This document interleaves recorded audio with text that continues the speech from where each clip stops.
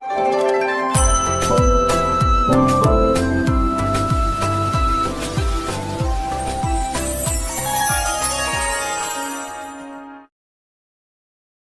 जगन्नाथ। आसंता मार्च 27 तारिख पवित्र श्री रामनवमी आई रामनवमी दिन हाथ छड़ा करते यही सुजोग प्रभुंर से दिन प्रकट दिवस तो रामंकर प्रकट दिवस रे आपण मैंने कौन करेंगे जहाँ आपण मनोकामना पूर्ण होगा सहित प्रभु श्रीराम कृपा आपण रहिबो।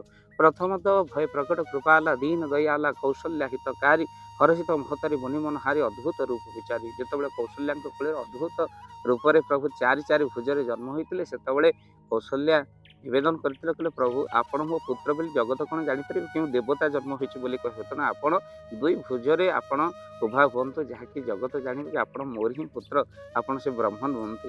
तो भगवान से दिन दुई भुज धारण कर कौशल्या आनंद प्रदान करते। तो भक्तबंधु यही दिन रामनवमी दिन आपण निजर मनोकामना जब पूर्ण करने चाहते तो सर्वप्रथम आप सका जेहेतु सूर्यवंशर ठाकुर श्री राम जन्म होती आप सूर्य को जलर्घ्य देला बेले जलरे किछि खसा बा राशि आपण पकई सूर्य को जलर्घ्य दियंतु आपण मनोकामना निहाती भाव में पूर्ण हो। जातक जब सूर्य खराब रही निश्चिंत भाव में सूर्य स्थिति बहुत मजबूत हो खाली से नुहे आपण से दिन कौन करेंगे किसी गरीब असहाय को आपण दान प्रदान करम जहाद्वारा आपणकर बहु लाभ हो। कौन दान प्रदान करेंगे आपण मन को रखि था जदि किसी वस्त्र आप दान करें आपण कौन ना निवस्त्र केवे हेबे ना केवे आपण को वस्त्र अभाव हेबन। आउ से दिन मन रखि था आपणकर सबुठ बड़ कथा होउछि कौन किसी असहाय मानक आपण जदि दान देउछन्ति आपणकर निश्चिंत भाव में प्रभुंकर कृपा आपणकर रहिबो। मंदिर पाखरे बसिथिबा किसी गरीब असहाय को मध्य आपण फल किसी दान दियंतु जहाद्वारा आपणकर अटकी फल निश्चिंत प्राप्ति हो।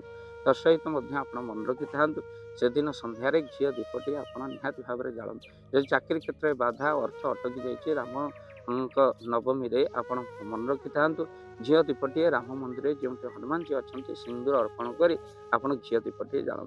तत्सहित आप मन रखि था से दिन सबुठ बड़ कथा हूँ कौन ना झंडा झंडा कहले पताका हनुमान जी आप मंदिर हो कि राम मंदिर हो से दिन पताका दान देते सकल मनोकामना आपणकर पूर्ण हो। जदि आपण कौन मंदिर आगुआ जोगाजोग कर पताका चढ़ई पारे ना आप पताका प्रभु हनुमान जी मंदिर में कि प्रभु राम मंदिर पूजा कर घरे लगे पारे जो घर अधा हो अटकी रही से दिन रामनवमी दिन पूजा कर आनी पताका को आप घरर पूर्व दिगरे आप प्रतिदिन देखिए से घर खूब शीघ्र पूर्ण हो। हनुमान को सिंदूर अर्पण करते से पताका हनुमान जी सिंदूर लगे राम पाखे पूजा कर अर्पण कर दिंतु घरे प्रतिदिन देखिए आपन सकल मनोकामना पूर्ण होगा सहित अटकी घर आपण निश्चिंत भाव रही तेणु यही दिन ये हाथ छड़ा ये सुजोग केवे भी करते नहीं जहाँकि बहुत शुभ आपण को आनंद प्रदान करे। भक्तबंधु ये वीडियो को बहुमात्रा शेयर करूँ रामनवमी दिन ये सुजोग के हाथ छड़ा करते नहीं मंदिर को केवे आपण पताका टे दवाक केवे भी भूलते नहीं जो एककालीन भोजीभात होते आप किसी दान करेंगे जहाद्वारा आपण मान अभाव दूर हो।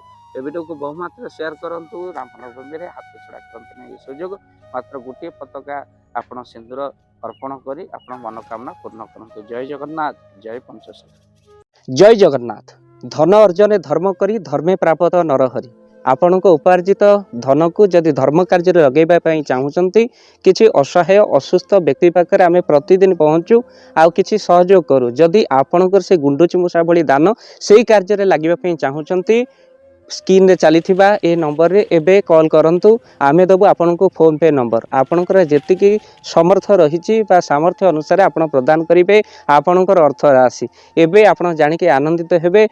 गोटी एम्बुलेंस किणा जाइछि केवल रोगी सेवा पई जदि आपणकर किछि अर्थ से एम्बुलेंस पई आपण सहयोग करिबा पई चाहंती तो एबे कॉल करंतु एही नंबर रे। आपन को अशेष धन्यवाद। जय जगन्नाथ।